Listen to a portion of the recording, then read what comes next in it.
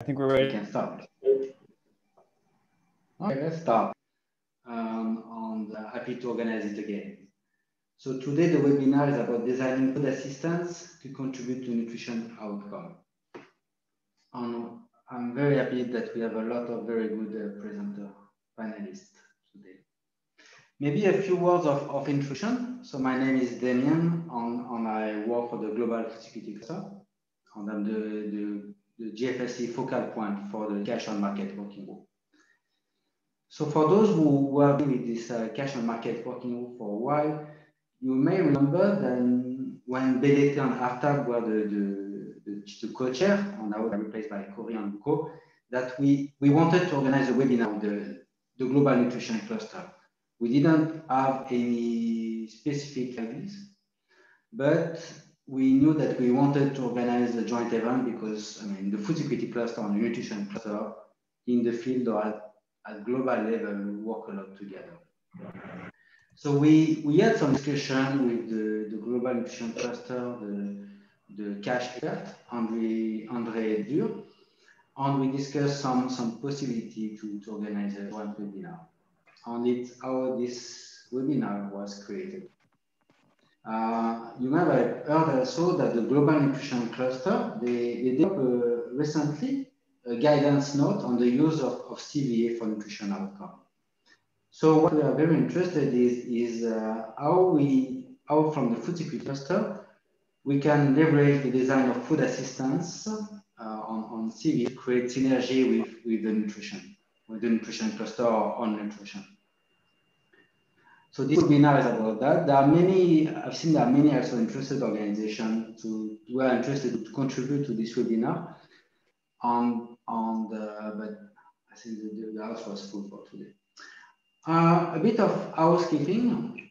So you can write the name of your organization on your email address in the chat box, so we can register you. If you have any question or comment, you can write them in the chat box. We, the organizers, so myself, Cory and Rico, will compile the question and comment at the end of the webinar. So for the speaker or the panelist, try not to respond to the question in the chat directly. We'll have a Q&A session at the end. If there are too many questions, we will make sure that we respond to them later. I think that's all for the introduction, and I give the floor to Ruko, who is going to present the agenda for today's webinar. Thank you very much, Damien. And thank you everyone for attending. As Damien said, my name is Ruko van der Merwe, and I am one of the Cash on Markets working group co-chairs, along with Cory, whom you'll meet a little bit later. So I'm going to share a couple of thoughts, then walk through the agenda, and then pass it over to the presenters. So as Damien said, the impetus for this webinar really came out of more collaboration with the Global Nutrition Cluster, and specifically this recent piece on its evidence and guidance note on the use of CVA for nutrition outcomes. So if you haven't had a chance to look at that guidance note, it's quite excellent. But the impetus was really for us to look at those findings and those recommendations and seek to identify those synergy areas which we could try to incorporate in how we design food assistance programming so that our programs achieve our food security objectives, but also help to maximize opportunities for nutritional outcomes. From my perspective, I feel that food assistance programming and food security programming has an immense opportunity to do this, partially for two reasons. First is the scale of our programming. So we generally, as food security, food assistance actors, we reach large groups of people on a very routine basis. So we have scale and we also have scope. The nature of our activities touch on multiple dimensions of people's lives and in multiple dimensions of the drivers of malnutrition. So it really makes sense for us to try to leverage all of those opportunities and work towards more collective outcomes. This will require us to work in close collaboration with our nutrition colleagues and also to lean on their technical expertise because they are really the professionals for a lot of these areas that we're going to discuss. So moving towards the agenda, Damien, if you could maybe throw up the slides. we're going to be looking at 3 primary thematic areas, which were highlighted in the report, and that we felt that from the food security partner side, we can really try to build on and leverage some of those opportunities. So Damien's going to throw up the agenda, but I'll start talking through them.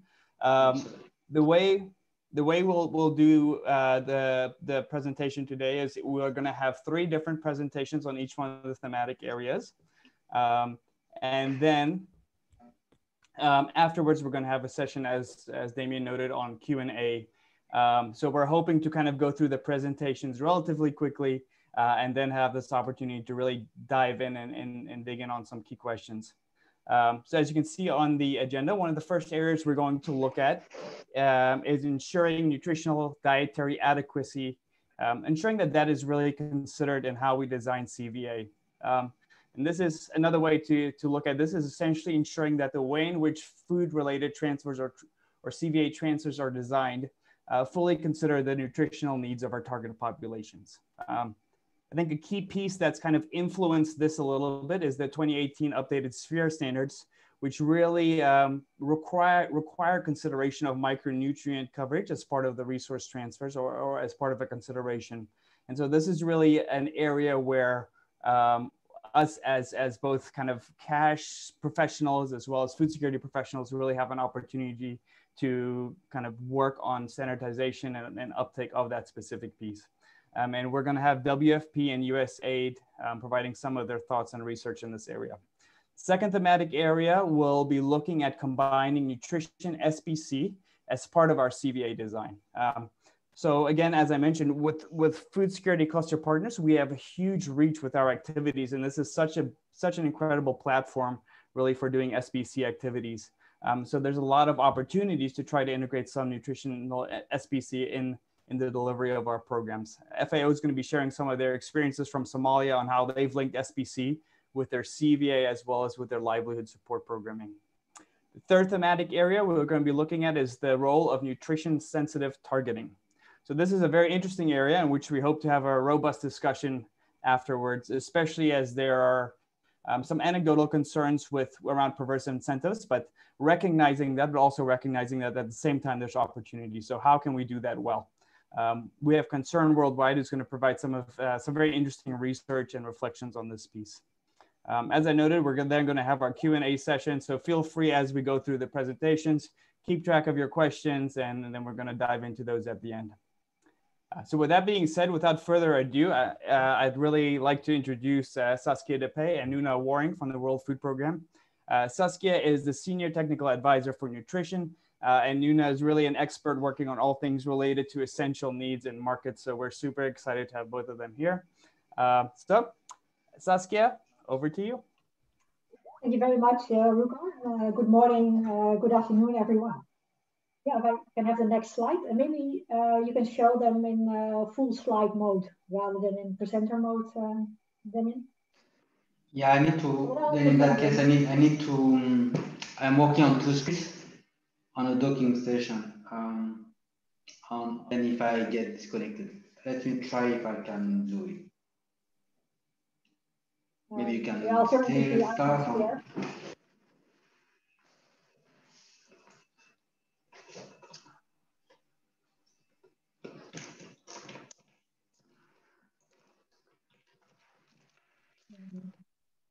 Can you see the slides? Yes.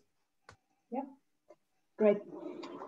Yeah, so what I'll be presenting is the 2 tools that we're developing at WFP and with partners to specifically inform the nutritional adequacy in the design of CVA.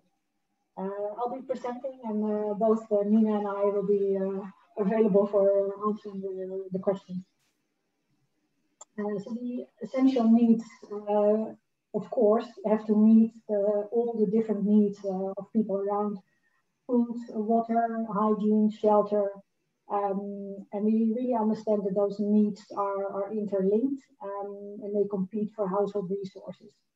And also that the needs of individuals, they vary in different stages of their lives, which is specifically true for nutrition, but also for example, education. and those gaps are filled by different actors. So what we'll focus on here is specifically the nutrition needs, but also understanding that they are part of this larger mix of different needs. So on the left side, the cost of the diet analysis and the fill the nutrient gap assessment that is part of, that is really about understanding the food environment.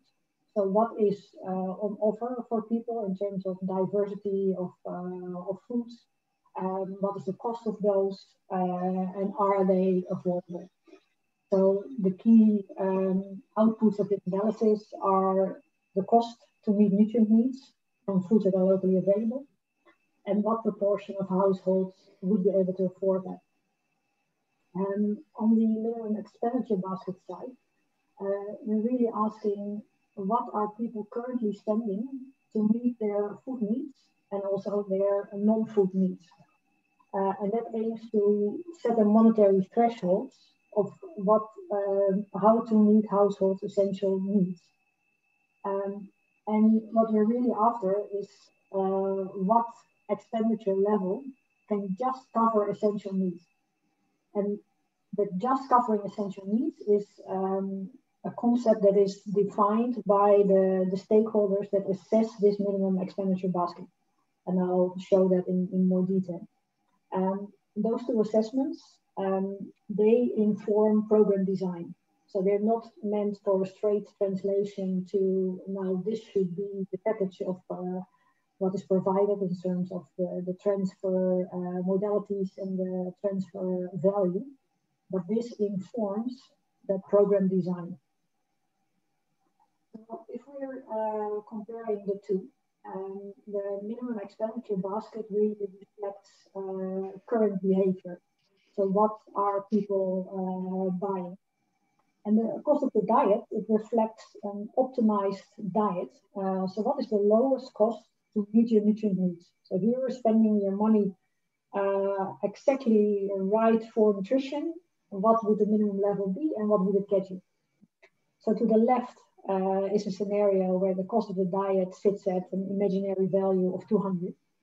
And the actual expenditure of those households that just meet their needs is lower for food. It's at 150. And you can also see the non-food part. So if we're now considering we want to meet the nutritional needs, then that expenditure would have to go up, basically.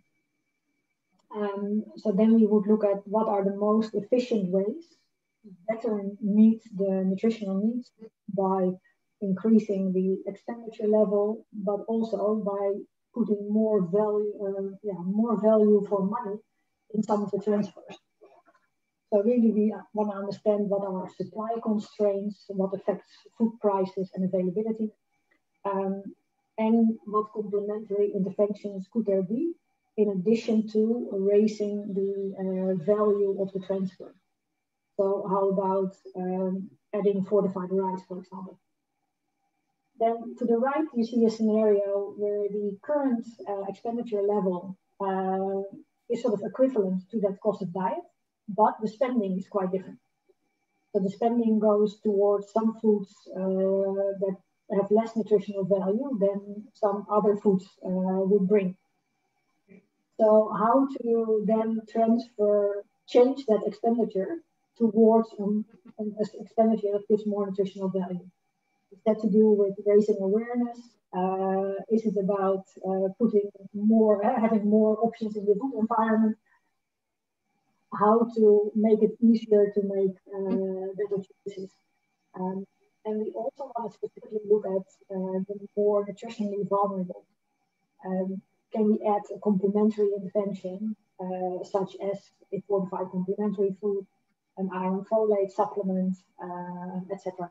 So these analyses help us understand what's the current situation, how far are we off from optimal spending, and how can we work on the supply side in the food environment and on the demand side in the consumer side to get to more nutritional diets through our assistance. And here's an example from Burkina Faso, where we look at, in the circle to the left, the current consumption of different food groups.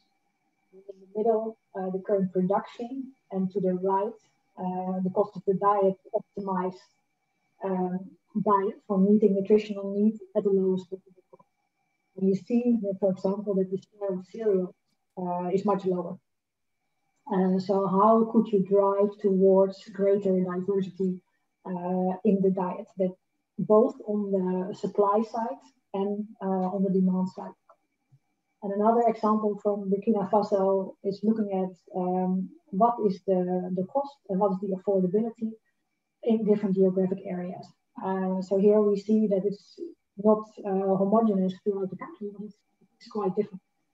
So there where the non-affordability is lower, there is much more of a need and a possibility for people to make other choices. But in the top, where the non-affordability is really high, people can hardly make any choices. So we can understand that our interventions have to be shaped such that they affect the most direct causes of that non-affordability of a nutritious diet. So just to end, we're really seeing these analyses as informing programming. So it helps us understand the food and nutrition needs, and they are part of a broader set of needs of people. So it's also the non-food needs that need to be met, and any provision of cash may also go in that direction. It's really about adapting a systems approach to food and nutrition in a cost-efficient manner, and being very specific about what needs are already being met by households. How do they cope? How do they prioritize? And understand that there may be actions required on the demand side and on the supply side. So it's not only a matter of providing cash or a voucher for what, and what do we may want to insert in that supply side and link it to that demand that we're creating through our intervention. So this all then ultimately informs the modalities and the complementary programming. So what kind of transfer modality do we choose for whom? Maybe complementary choices for different target groups. And what value do we set for those? So we've got a technical note on our website, giving you here the Field Mission Cap website, where you can find this one. We really talk about those two assessments and how they're complementary and how we encourage using both. And we have an MEB course online at this website. So thank you very much for your attention. Thank you so much, Saskia. I really appreciate that. And it was super interesting. And I can highly recommend the technical note that you just shared there in the end. So if folks haven't had a chance to read over that, this is an area of interest. I highly recommend it. I also really appreciated the looking at the underlying issues, specifically on the supply side constraints, the demand side and the behavior, as well as the kind of the consumption behaviors. And I think that'll link nicely to our second thematic area of SBC and how that some of those components can be addressed through SBC. So I appreciate that. At this point, I'm going to hand it over to Maggie Holmesrun from USAID's Bureau for Humanitarian Assistance, where she works as a nutrition advisor and as a close colleague of mine. Maggie, I'm going to hand over to you, and we're going to continue on this first thematic area. I'm still looking at kind of the how do we consider nutritional adequacy in the design of CVA. Over.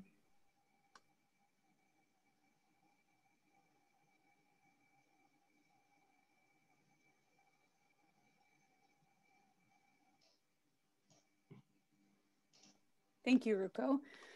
I hope that you can see my slides correctly. So I am wanting to present to you all this morning some conversations that we've been having at USAID, looking at ration baskets globally, particularly in protracted crises. And first of all, let me say, I would be remiss if I missed the opportunity to extend a big thanks to our colleagues at USAID Advancing Nutrition, which is our flagship multi-sectoral nutrition modality that we have at USAID. They did a portion of the research here, as well as my colleague Will Dreyer, who helped me put together the global perspective on protracted crises. So big thank you to them. So oh, it looks like my slide. Okay, there we go. We want to talk about protracted crises particularly because as many of you know, this is not going to be new information to many of you. Most of the emergency funding that we have globally goes to complex protracted crises like Yemen, Syria, South Sudan. Turkey is also part of the Syria response. We have Northeast Nigeria, we have Somalia. We have some very, very large, very long-term protracted crises that get a lot of the money that we spend in emergencies. And food security as an emergency sector, if you look here at the yellow section, this is the largest sector that we fund. And this is where ration baskets sit. And much of the funding within the food security sector is going towards some sort of ration basket transfer. And then for us at USAID, we're particularly concerned because we are the largest government donor to emergencies in the world. Last year, we funded around 35% of emergency work globally.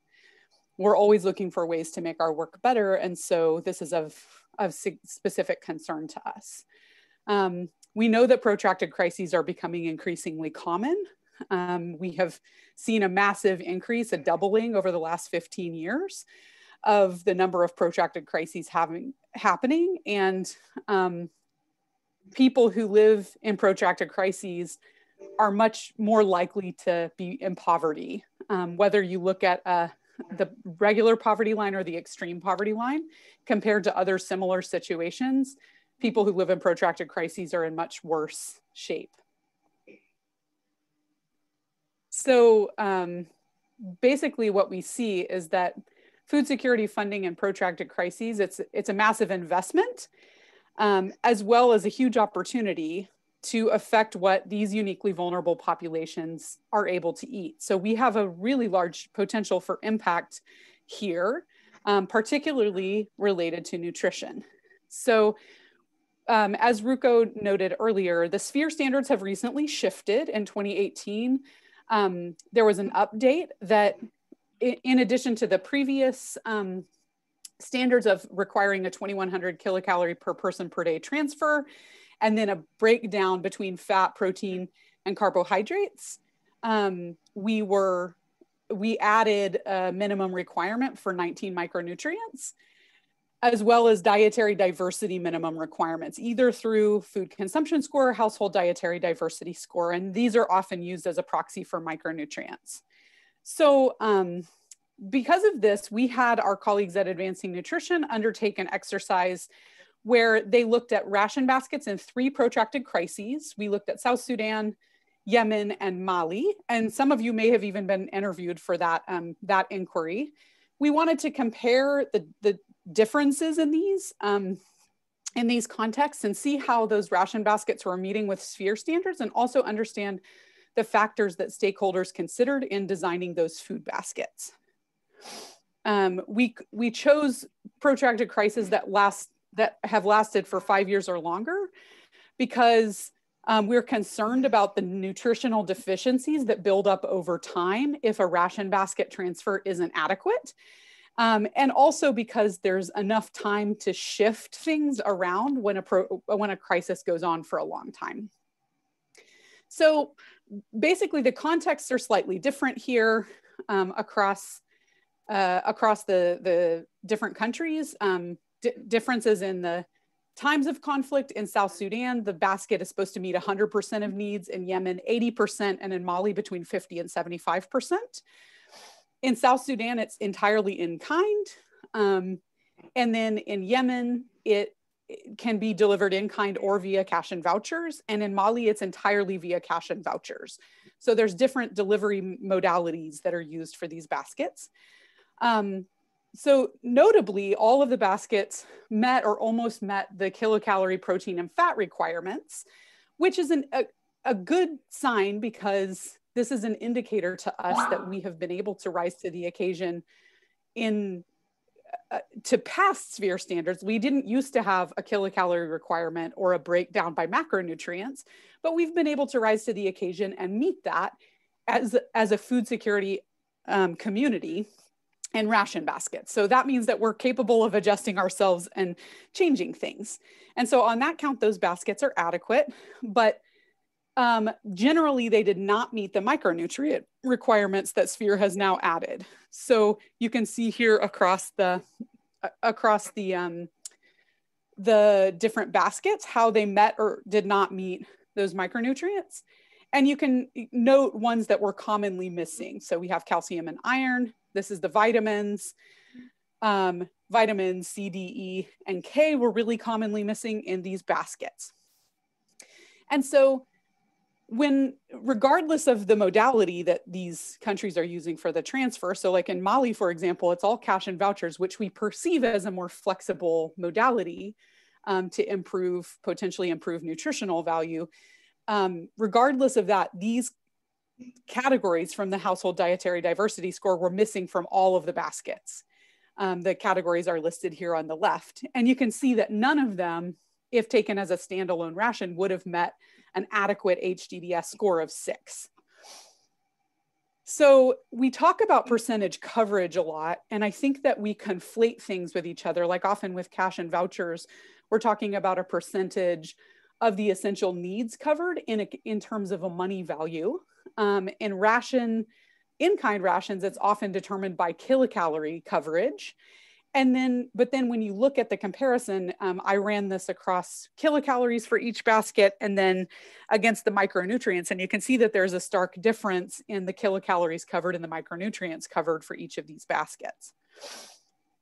So the next thing that we should definitely talk about is costing. And you all, particularly as a cash and markets community, are concerned with the price of foods, right? This is a major component of what WFP looks like when they're using fill the nutrient gap, is costing out what the diet would actually need to be affordable. So we can't do this. Like, say theoretically you wanted to build a basket that included more diversity in terms of food categories to address micronutrient deficiencies. You can't do it without systematic costing data. And so I looked in the World Food Program Economic Explorer database for many of these countries and mapped out how many foods they have prices reported for in each category.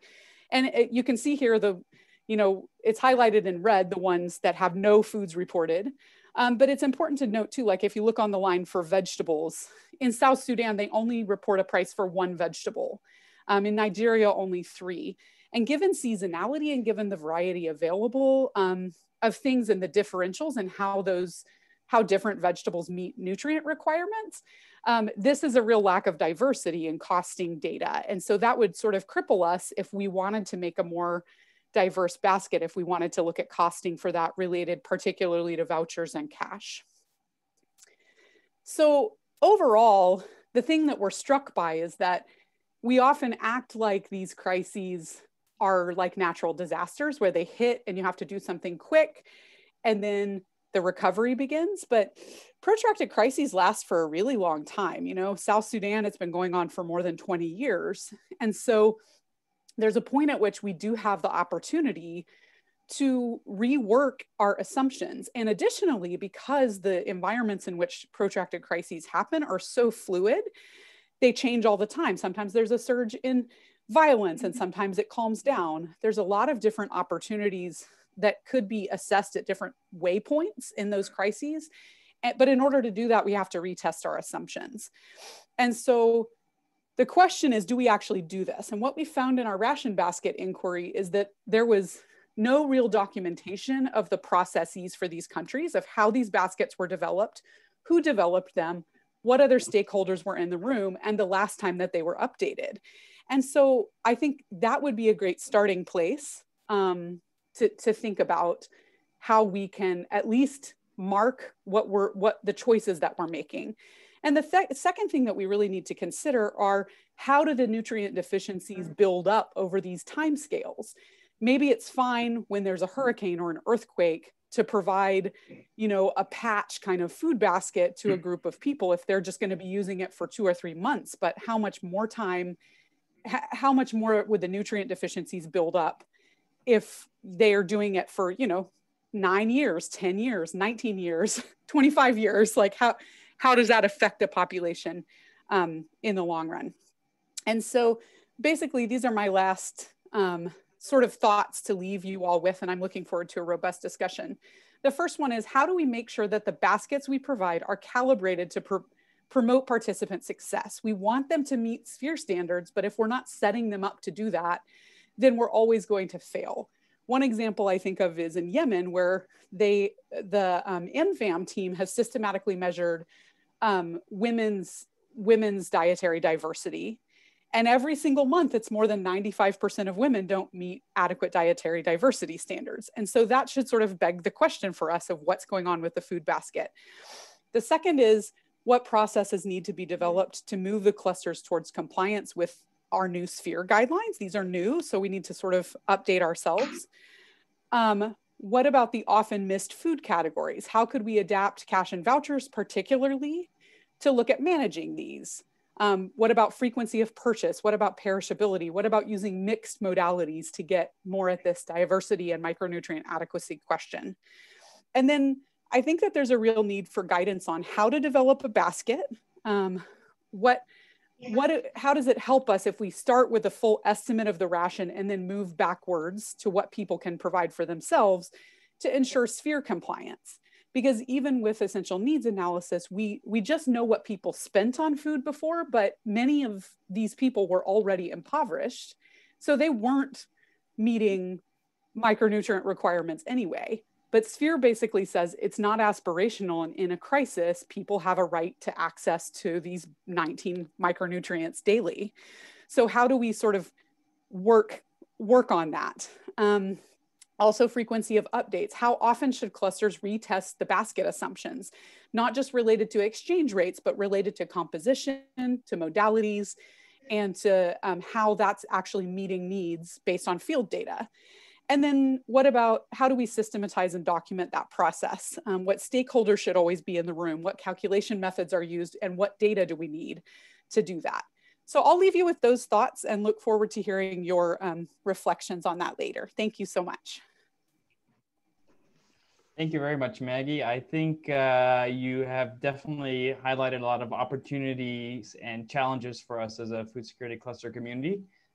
Before moving on to the next presenter, I would just say, I guess the advantage and the opportunity for us is also the fact that we, as food security cluster humanitarians, are part of the cluster community. And so we have the opportunity to affect that change. So thank you for highlighting some of those opportunity areas. So next, we're going to be shifting to Emma Umam, who is working as a nutrition officer with FAO in Somalia. And this is looking at the second thematic area of combining nutrition SBC with CVA and livelihoods. So Emma, over to you.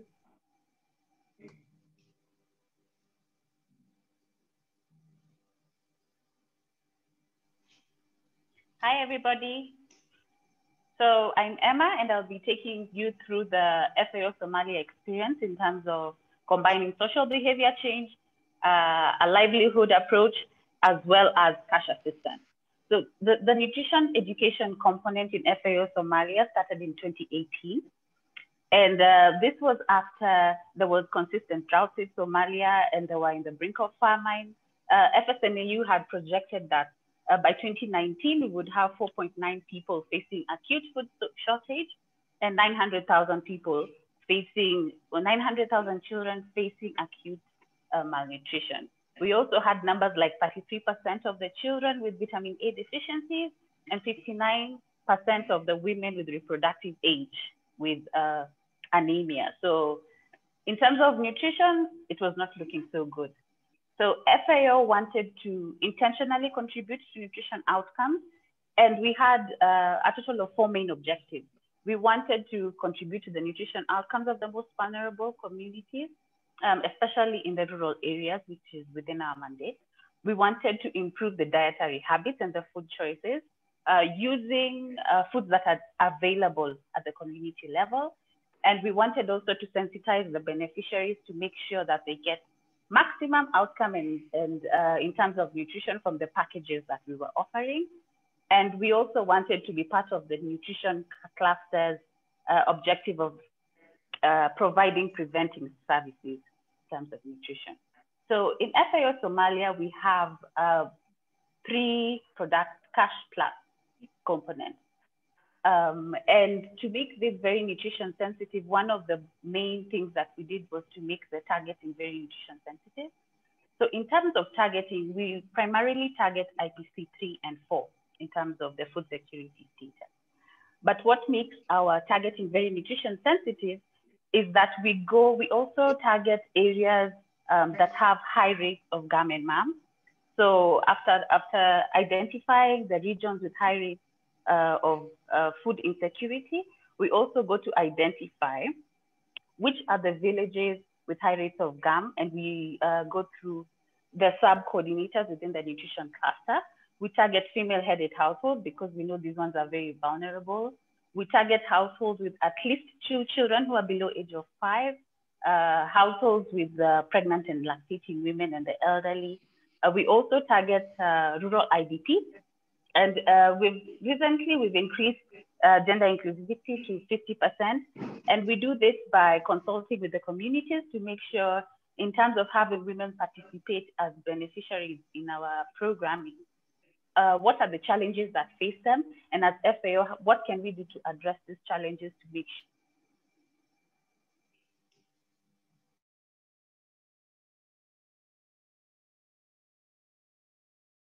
sure the cash plus inputs that we have one of the main ones is the cash plus agriculture, which targets communities in the agropastoral region. And for this one, we have 3 main components of the package. We have a seed package, we have inputs, and we have training. So within the seed package, we have a micronutrient-rich seed package. We have maize, sorghum, and you can see the list there. And by just looking at the list of seeds, it might seem like we are not directly addressing the nutrition needs. But for us to select this seed, there was a lot of consultation and looking at different components that come to play when you're providing an input package in an emergency context. So we looked at the deficiencies and tried to select seeds that cover a wide nutrient base. We looked at the tastes and preferences of the communities just to make sure that whatever seed we were giving can actually be utilized and consumed at the community level. We looked at the duration that it takes for these crops to grow, so that if it's in an emergency context, we're not providing a crop that will take 1 year to grow and for us to see the fruit. We looked at the resources needed, how much water is needed, how much labor is needed, how much land is needed. We also looked at returns from the surplus. Is this something that can be taken to the market and quickly sold for quick returns? And we looked at the accessibility of the seed because we wanted the seeds to be readily available and accessible with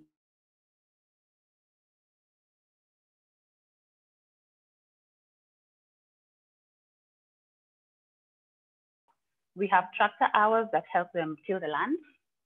We also have irrigation hours that help them in terms of irrigation, watering their crop, and storage bags that help them to store the crop so that it's not infested by different types of pests. In terms of training, there's the good agricultural practices where they're trained on how to grow the crop, make sure that their cropping strategies are sustainable, that they don't deprive the soils of their nutrients. And we have a nutrition education package, and this is where we train them on food consumption, food choices, the nutrition needs of during the whole life cycle, food safety and hygiene. But primarily for the agriculture package, what is emphasized is the utilization of the seed package. How can they be able to grow this crop? What are the nutrition benefits of this crop, just so that we encourage them to actually grow and harvest the crop. We do cooking demonstrations. How can they maintain the nutrition quality of this food, and also have nice, delicious recipes that the whole family can enjoy. Within the nutrition education component, we have also a component on preservation and value addition. So you can see that this Cash Plus package is very comprehensive in terms of trying to address the needs and also maximizing on the utilization of the package. The other Cash Plus productive assets that we have is the Cash Plus livestock package. This one has a mineral block that addresses the needs in terms of nutrition for the livestock. So they're provided with a mineral block that the animals can lick, and this one improves in terms of milk quality and quantities. It also reduces on the amount of money that households have to spend on taking their animals for treatment. Then we have the milk cans, which facilitates the safety and hygienic storage of milk.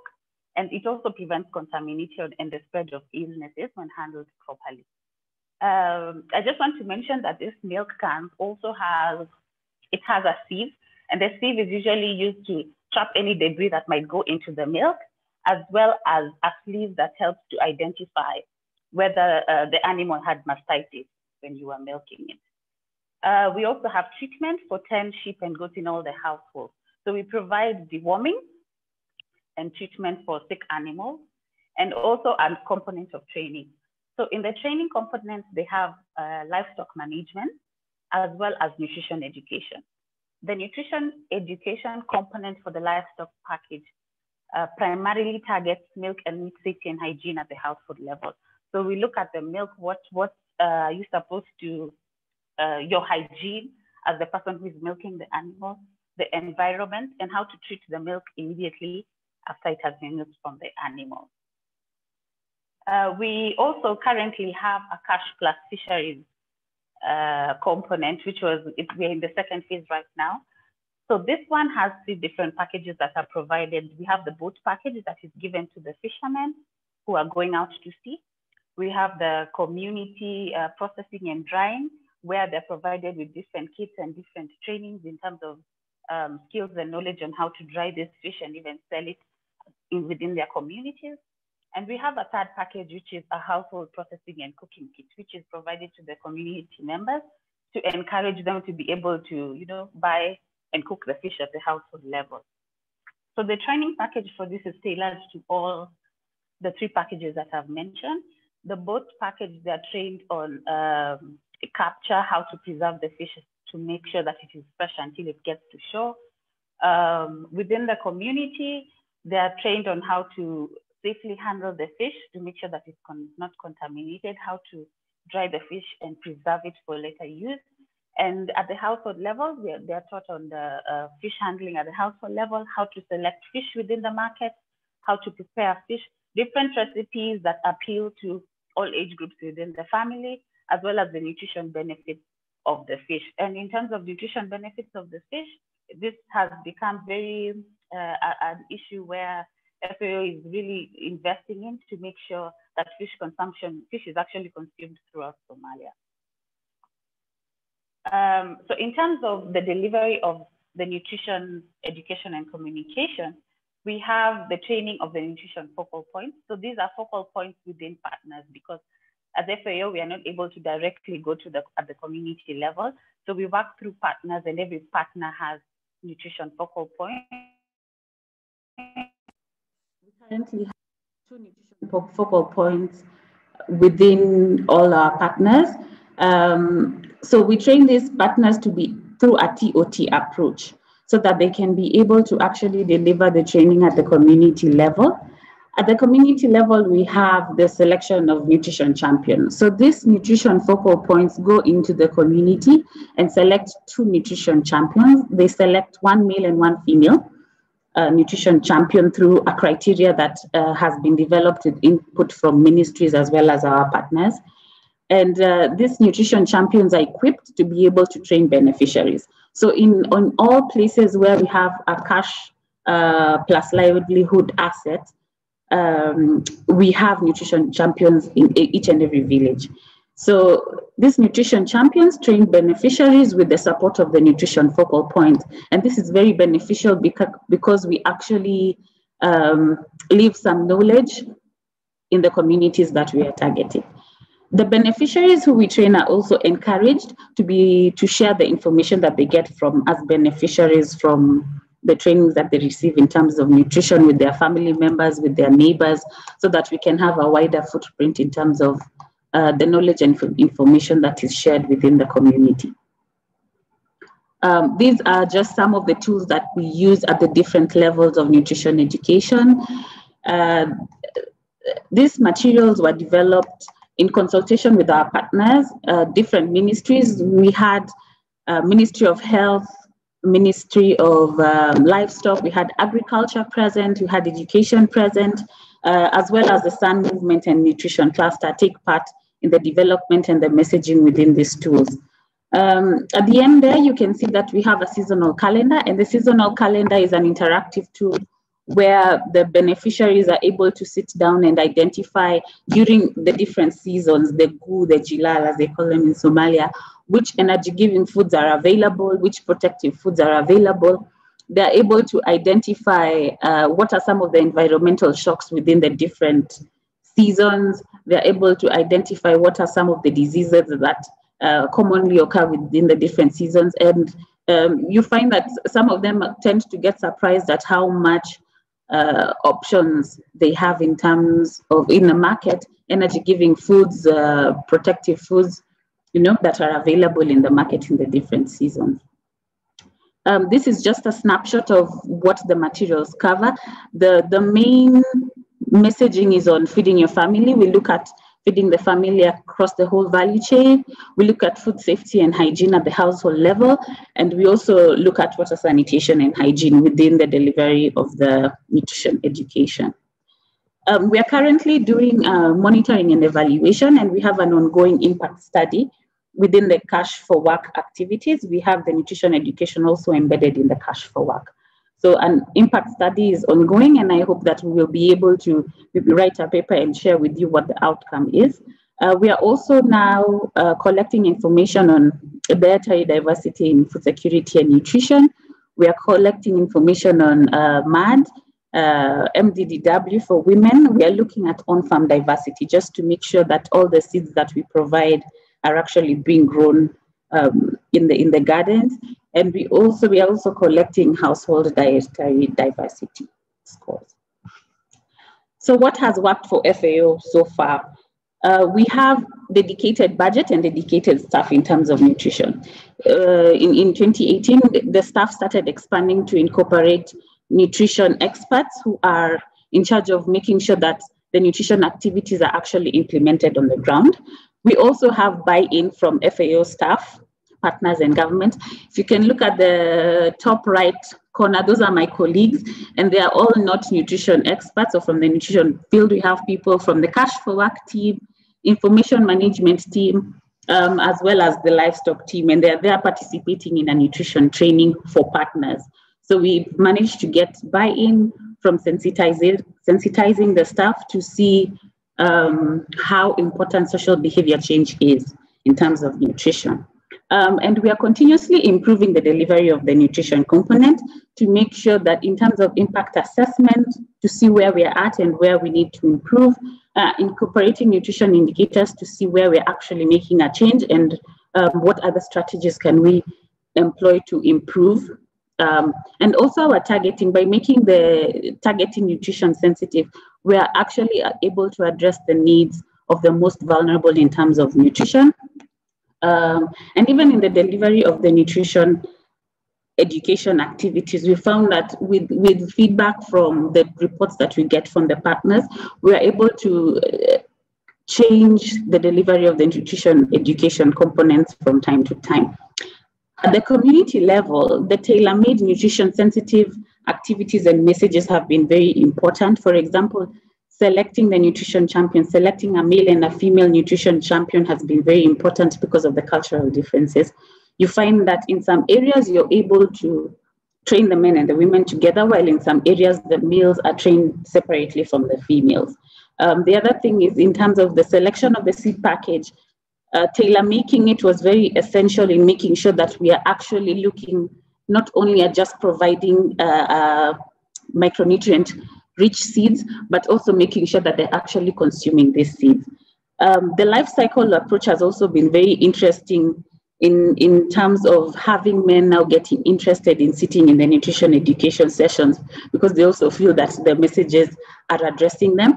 But this is we do not leave out the 1,000 days, we do not leave out the nutrition, the importance of good nutrition for pregnant and lactating women. This is all embedded within the life cycle approach.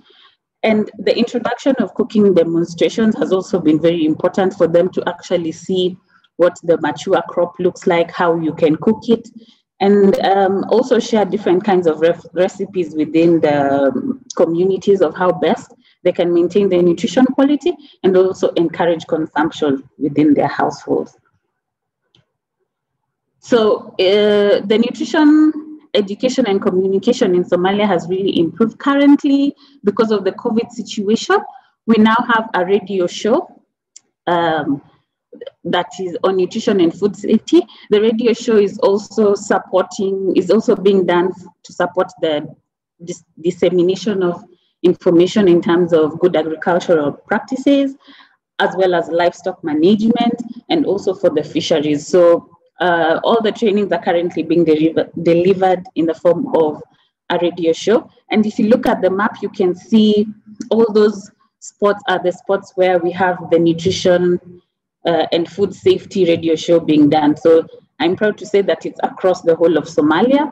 We have a national campaign to promote fish. So this is very much in terms of social marketing. And we also did a YouTube video with the nutrition cluster in the innovation lab in Somalia on dietary diversity during COVID.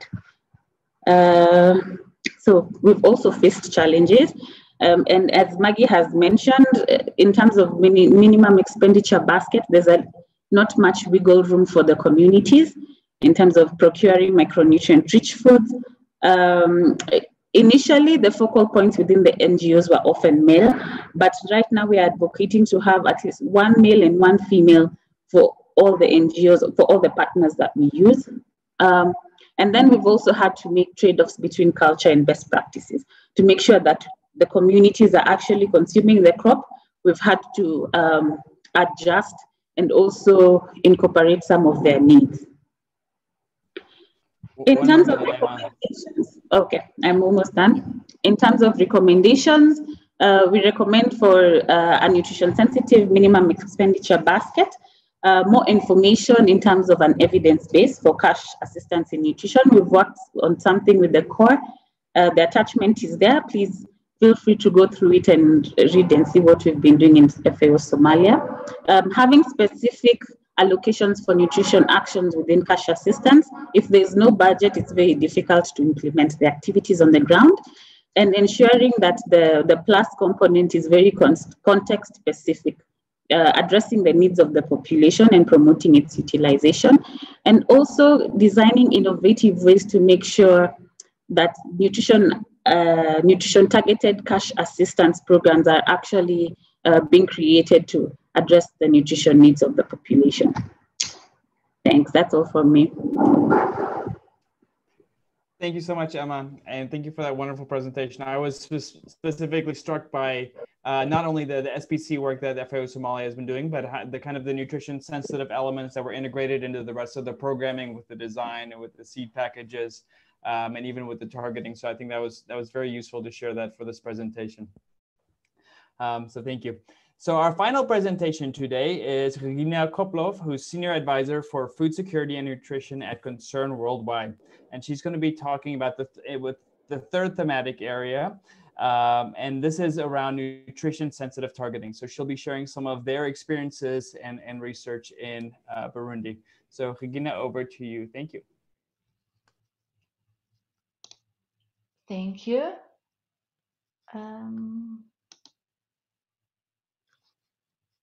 Can you see my screen? Yes.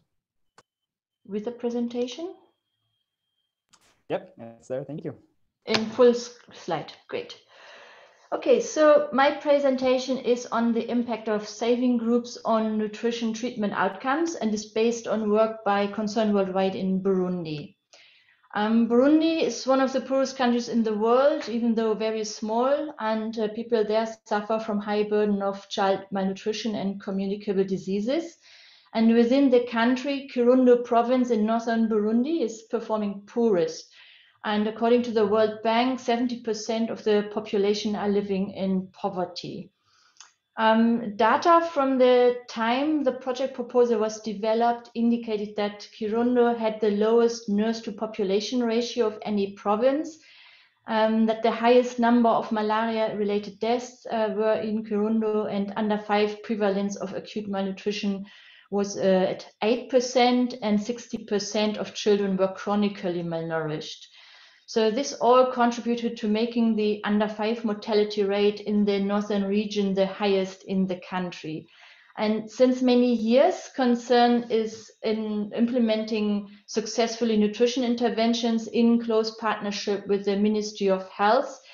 And we are using different approaches. And it was therefore decided to bring all those promising approaches together under one integrated nutrition program. And this is what I'm going to present to you now. So the overall objective of Concern's UNICEF-funded project was to strengthen the integration of the nutrition and agriculture sectors through implementing and building local ownership of a harmonized package of services. And the project strengthened the treatment services for children with acute malnutrition, severe and moderate. And we also implemented integrated community case management using the ICCM approach. And to maximize and sustain the nutritional gains, the project trained mothers of children with moderate acute malnutrition in vegetable gardening. What is relevant to today's webinar is that a subset of those mothers were enrolled in a community-based microfinance initiative known as SILK, meaning households had the ability to both grow vegetables in their gardens, but also purchase their own food. And through this, the project wanted to see whether the nutrition treatment gains made in children with moderate acute malnutrition can be actually sustained after they graduated from their treatment sessions and were no longer receiving nutritional support. And to do this, we compared data from the intervention group, and these were beneficiaries that received the full package of support, and compared those with beneficiaries from a control group. The only difference is that they were not members of the saving groups. I really want to make clear that this was not a research project, and it was not designed to answer specific research questions, and everything presented here comes from routine monitoring, and as such the methodology and data quality does not meet the high standards one would usually apply for research, just to keep that in mind. So under the project, there were 6 approaches implemented. First of all, Concern supported the Ministry of Health with the identification and referral of severe acute malnourished children. And as it is commonly practiced, complicated cases were treated in inpatient and so-called stabilization centers, and medically uncomplicated cases were treated as outpatients in OTP that were located at government health facilities. The objective of using the positive deviant, or also called HAST approach, was to nutritionally rehabilitate children who suffer from moderate acute malnutrition. The approach is really based on the premise that beneficial practices are already in use by a few families within the target communities, and these practices are then identified from so-called positive deviants. These are households who practice them already, and then they are taught to caregivers of malnourished children. So caregivers, usually mothers, attend sessions for 12 consecutive days, where they jointly learn about infant and young child feeding practice, and where they cook and feed their children using the new method and recipes. The aim is not to cure the child within those 12 days, but to transfer knowledge and introduce these new practices that, if they are practiced then at home, they will cure the child over time. The third approach or activity was the Integrated Community Case Management, ICCM, which equips community health workers with knowledge, drugs, and the mandate to treat children in their community for the 3 main childhood illnesses, which is malaria, diarrhea, and acute respiratory infections. And then we worked on improved maternal, infant, and young child health and nutrition behaviors, and they were promoted through care groups. And this is a cascading approach using community health volunteers and lead mothers to facilitate sessions attended by mothers with young children. And these regular meetings, they follow a training curriculum and use government-endorsed behavior change messages. Then in collaboration with the Ministry of Agriculture and Livestock, Concern also promoted home gardens using the keyhole design. These are small plots beside the house to grow fruits and vegetables, mainly for home consumption. And then finally, Concern established the saving and informal lending communities, the SILCs. And here there are around 18 members that meet and save weekly. And the habit of regular savings is leading to the accumulation of relatively substantial sums of money, and people can withdraw money from their own savings or access credit with low interest rates. And at times of financial stress or personal trauma, members can also get support through the solidarity pot, and there's no repayment needed for that. And a silk cycle was usually 12 months. Here you can see on the top left a home garden using the keyhole design. And this is a design that is recommended by the government of Burundi. Top right is showing mothers and their malnourished children during a hearth session. On the bottom left, we see members of a silk group at one of their weekly meetings with the cash box holding the savings of the group. And then on the bottom right, you see the consultation room of one of the community health workers who was trained in integrated community case management. The project ran from October 2014 till August 2017. And the baseline was done in October 15 with the end line in March 2017. And during that period, there were 2 cycles of PD hearth sessions, one in October 2015 and another one in February 2016. What is really important to know is that Kirundo has been affected by 2 shocks in late 2015, namely drought and socioeconomic unrest. And this resulted in widespread failure of harvests, causing food insecurity and hunger, followed by an increase in acute malnutrition. And this is important to know when we look at the results of the project. When linking nutrition interventions with financial support to households, there's always the fear that this might incentivize having a malnourished child. And in this project, we try to avoid this as much as possible. First of all, we had the identification of children and their caretakers done based on a one-off MUAC screening exercise. So there was no ongoing enrollment to treatment services. That was one measure we put in place. Also, only moderate malnourished children that successfully completed the 12 days hearth session were considered for silks. And every silk group had only 2 caregivers from hearth sessions joining another silk group that was already existing. And the members, they were all identified using vulnerability criteria. So not just malnutrition, but a full package of different criteria. And in focus group discussions, we found that Silk members did know why they were selected, but they did not mention malnutrition as being a criteria superior over others. So at the initial MOAC screening, we had 782 children enrolled in the 2 HAS sessions, meaning they were identified as being moderately acute malnourished. And from those, we randomly selected 281 for an interview at baseline. From the total number of children that were identified as malnourished, 700 completed the HAS sessions. And from those, for the end line, we interviewed 189.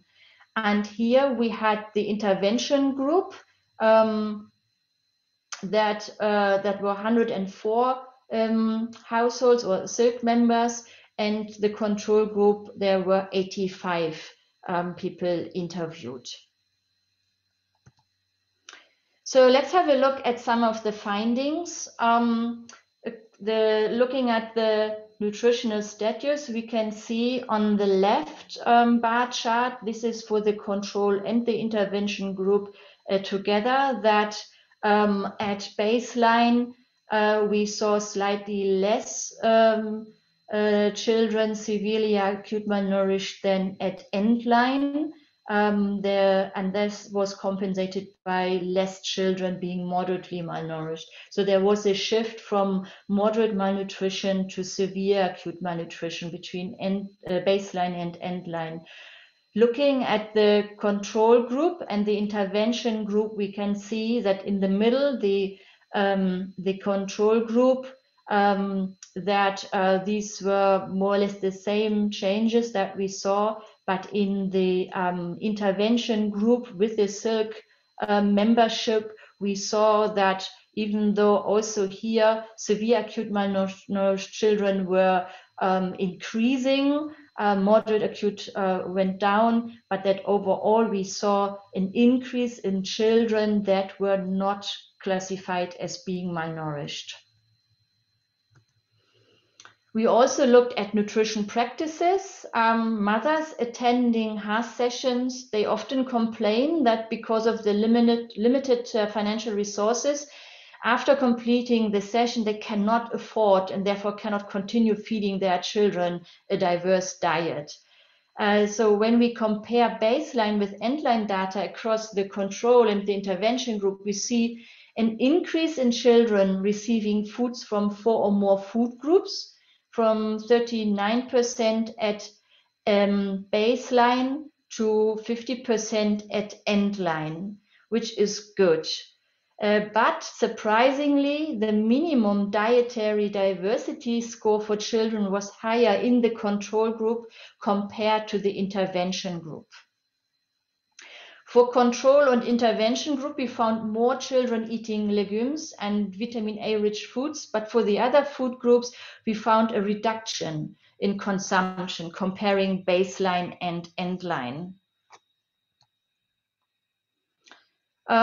However, what is different is that children from the control group received more starchy foods like grains, roots, and tubers than those from the intervention group. So obviously there was a shift in patterns more towards nutritious groups, nutritious foods in the intervention group, but less staple and starchy foods.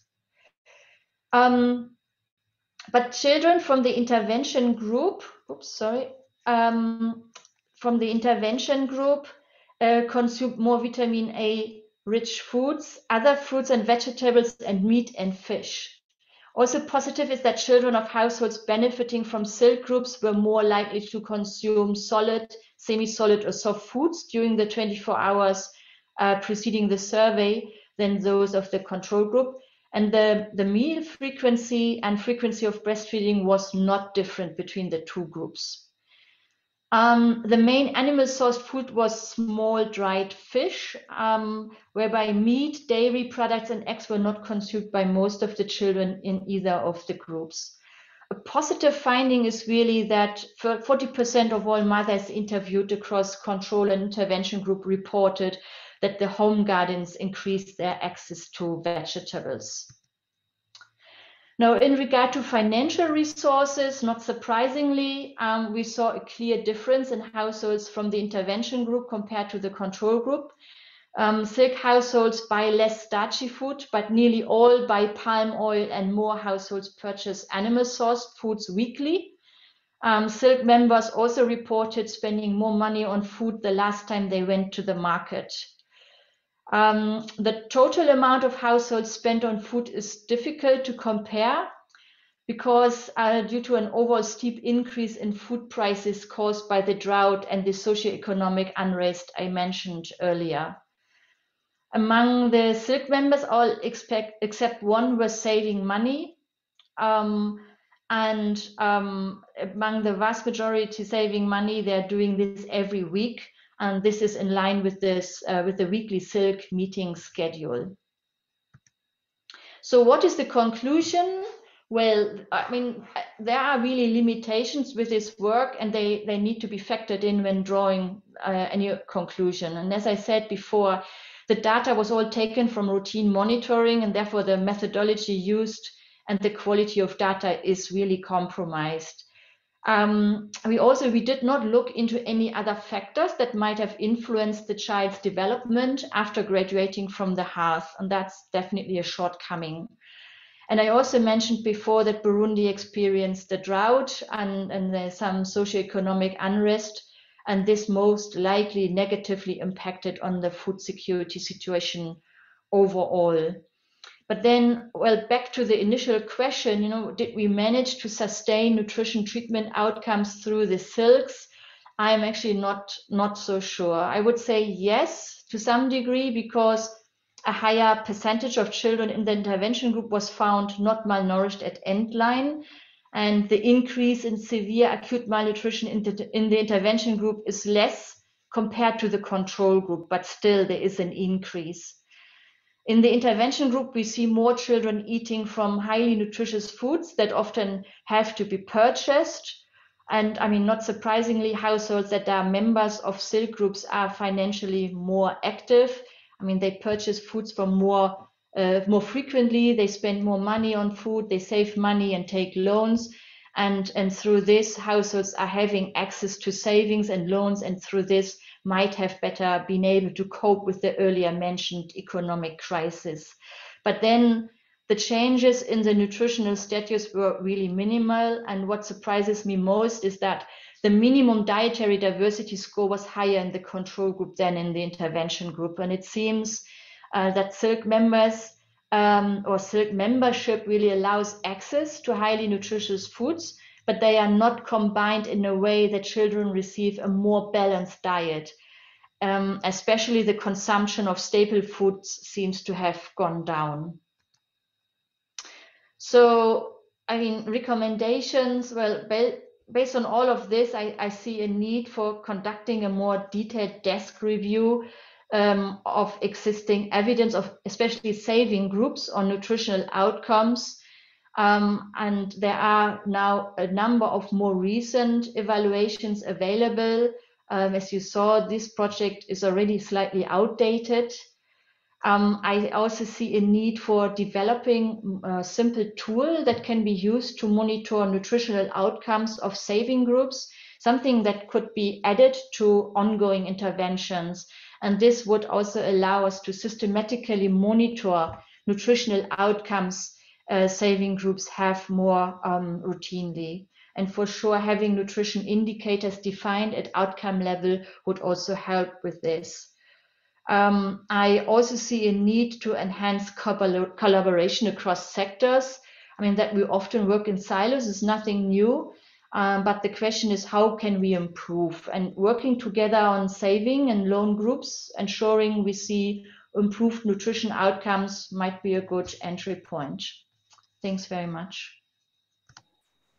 Ina, thank you so much for that lovely presentation. I think you've given us lots to think about, and I'm sure there's going to be lots of questions as well. So I look forward to hearing those. So at this point, we are going to hand over to Corey, who is my co-chair, for the Q&A section. So at this point, Corey, over to you. Thanks, Ruko. So we have about 15 minutes, and I can see there are a few sort of questions already in the Q&A. So if it would be all right, I might ask the panelists if they could, I could bring them back and they could pop their videos on. And then we will go through and have a look at some of these questions. So feel free, if you haven't put a question in, to put your hand up or put something else in the chat, and hopefully we'll get through as many as we can. So before we get to the questions, I'm just checking. Andrea from Echo, you've had your hand up for a long time, and I don't know if you had a burning question or if you've accidentally got your hand up. Ah, the hand's gone down. Okay, no worries. So we'll start with a question from Marianne, which is, I think, in relation to Emma's presentation. So what nutrition outcome indicators is the FAO considering? And potentially you could link that, Emma, to a question from Rhodes around how are we programming to ensure child protection are streamlined to also ensure nutrition outcomes. So two questions for Emma there, if that's all right.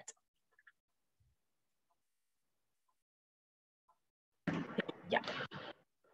So in terms of the indicators, we are currently looking primarily at dietary diversity indicators at the nutrition and the food security level, because nutrition being a lagging indicator and we are providing seed, it takes a lot of time for us to actually be able to measure and say that we are contributing towards acute malnutrition. We have managed to support this number from moving from acute malnutrition. So we are just looking at the individual level. Have we made a change in terms of the minimum acceptable diet for children 6 to 23 months? Have we made a difference in terms of the minimum dietary diversity for women? And are we at the households actually growing the crop on their farm so that they have access? And this crop is actually available for them to utilize. In terms of the other question was on child protection. So in terms of child protection, because the sensitivity in terms of targeting is relatively new, we do have components of accountability of affected populations, and we have different social protection experts and protection experts that we are working with to make sure that all the challenges and the needs that come up during consultations with the communities are actually addressed. Over. Okay, thank you, Emma. I can see that Maggie, you've asked Regina a question about the Burundi example. So looking at between the differentials on the food groups, if we included orange fleshed sweet potatoes in the tuber category or in the vitamin A rich food groups. So Regina, I don't know if you're able to respond to that question from Maggie. No, actually, I cannot say how we handled it in this specific case. No, sorry, I don't have that information. No worries, not a problem.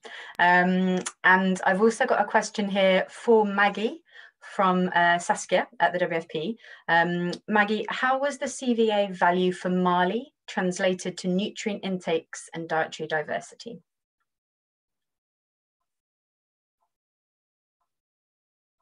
Oh, Maggie, you're still muted. Sorry, I'm here, yes. That's fine. Hi.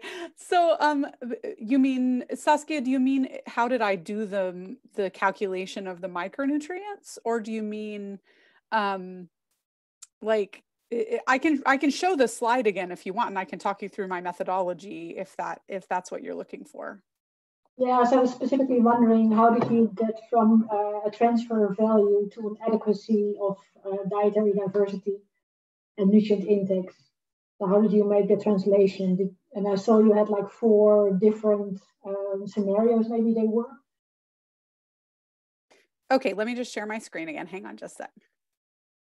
Okay. So, go up. Okay, so basically in Mali, they have, according to our research, they have 4 different ration baskets that they use. And I can, give you offline, I can give you more of the details of what's in each of those baskets. Here you can see it's either rice or millet flour or sorghum flour plus cow peas plus palm oil plus salt. And depending on the basket, some of those flours, I think that in 2 of the baskets, there's a flour that's fortified or an oil that's fortified. So there's some variation. But basically, when you look at these for Mali, ration 1, ration 2, ration 3, ration 4, there's a differential. 2 of them would cover 50% of kilocalories per day, and 2 of them would cover 75%. And then I just ran out for that basket, like if it was at 100%, then what would the micronutrient coverage be for that basket? And then I took it back down to 50%. So the relationship is that it covers 50% of kilocalories, but only 37% of micronutrients. So one of the baskets covers 50% of kilocalories, but 58% of micronutrients. So that would be the only one that's meeting or exceeding the standard. And then for the other 2, it's less than the kilocalories covered. I hope that helps. Yeah, no, so thanks. I think in the first part of your answer was the question I was asking. So I was wondering how it went from a value to a commodity. But if I understand you well, it was a voucher for a specific commodity. Is that right? Yeah, that's what they gave us when we asked them how they valued the voucher. And they said they did it against prices for this basket of commodities. They had, a basket that they used. It wasn't just an estimate of what people spend. It was based on a presumptive basket of items. And that's how they were able to claim a % coverage for kilocalories against sphere. So. Okay, so it's assuming that this is what they got for their voucher. Exactly. Which could be a faulty assumption, but when they're using a voucher, often it's like, it's an item-based voucher. And so it's like, you can go to this store and they're going to give you X amount or Y amount of things. So it varies in Mali. Some of them are getting cash or cash-based vouchers, and some are getting like item-based vouchers. So depending on the modality that they're using, they could be actually getting those same items that are in the illustrative basket. Thanks. Cool, thank you, Maggie. And that is a good point to making in terms of like commodity versus value vouchers, because some agencies will lump them together and there is a difference in terms of behaviour. I'm just going to quickly pass over to Nino. Some people on the call may have joined a CALP webinar, which took place a few weeks ago around constructing your MEB, which Nina spoke at. And I think it might be interesting to hear your perspective on MEB construction as well. Over to you. Yeah, and I think it fits quite nicely with what was just discussed, because I think it's important to note that there's a difference between, let's say, our traditional in-kind basket, whether it's food or non-food items, and sort of, for lack of a more elegant way of saying it, slapping a price on that and using that as your basket, and then actually constructing a minimum expenditure basket that represents consumption patterns. So I think one of the biggest sort of myths that we would like to try and dispel is that the minimum expenditure basket should always be based on the poorest people's way of consuming, or let's say our beneficiaries' consumption patterns. When we talk about using MEBs that are based on expenditures or based on demand, we really want to mimic the demand of those people who can actually cover their needs. And then it's always a little bit of a different configuration how you identify those people. Sometimes it's done through, let's say, a rights-based perspective. Sometimes it's done using expenditure data on people, and you then select within that sample, you have people who can cover their needs. Or sometimes you basically mix those two. But the important point to make, and the reason why the MEB is interesting to relate to a tool like cost of a diet and explore these sort of behavioral differences and use that for programming, is exactly that the MEB should be reflecting, let's say, a consumption that can bring you to the point where you can actually cover your needs. So I think that's really important to say. Does that mean that MEBs are always constructed that way? No, it doesn't. Of course, like there's still many different configurations and many different kind of perceptions of what this minimum expenditure basket really means. But that's like what we would like to get to that point where it really reflects, let's say, have a ground in reality of how people who can cover their needs are consuming. And we can definitely have we have materials and discussions, etc. So that's not the content of this webinar. There's lots of materials describing that. But I think it's important to keep in mind that it should be really rooted in good enough consumption behavior, so that when we relate it to cost of the diet, when we relate it to our programming, it tells us something about how people would likely spend their resources if they had them, vis-a-vis what would an ideal way of spending those resources for nutrition purposes might look like. And if they're very different, that's a really key diagnostic to start with. So I just wanted to bring that point there. We have, like I said, we can share our guidance on this. We also have a guidance on more sort of generic transfer value setting that we can also share after this webinar that brings together some of all these points. I'm gonna stop here. Yeah, thank you. Thanks. And yeah, just to plug that WFP MEB course, it is really excellent. So if you haven't already done it, you can check that out, and I've popped the link in the chat. I'm aware we've only got maybe time for one more question. And Emma, I might ask you this question that Jan popped in, but he had to leave the webinar. He had a question about the crops that you provided in those packages. So for the crops provided, it notes that they are micronutrient rich. Could you mention what micronutrients you are targeting specifically? And is the profile of nutrients being targeted related to those that were earlier noted as deficient in the food basket? And then similarly, when providing seeds, are you looking at the harvest yield estimates? And do those yield estimates provide sufficient food with the right amount of nutrients, calories, micronutrients, etc., to balance those deficits identified? So it's quite a long question, but one final question for Emma, I think. Yes, so we did look at the micronutrient deficiencies within Somalia, so vitamin A and iron, and the seed basket was developed primarily to address those deficiencies as well as caloric intake. The other thing was, and I had mentioned a list of other things that we also looked at, as well as the micronutrient deficiencies, to make sure that the crop is actually utilized at the household level.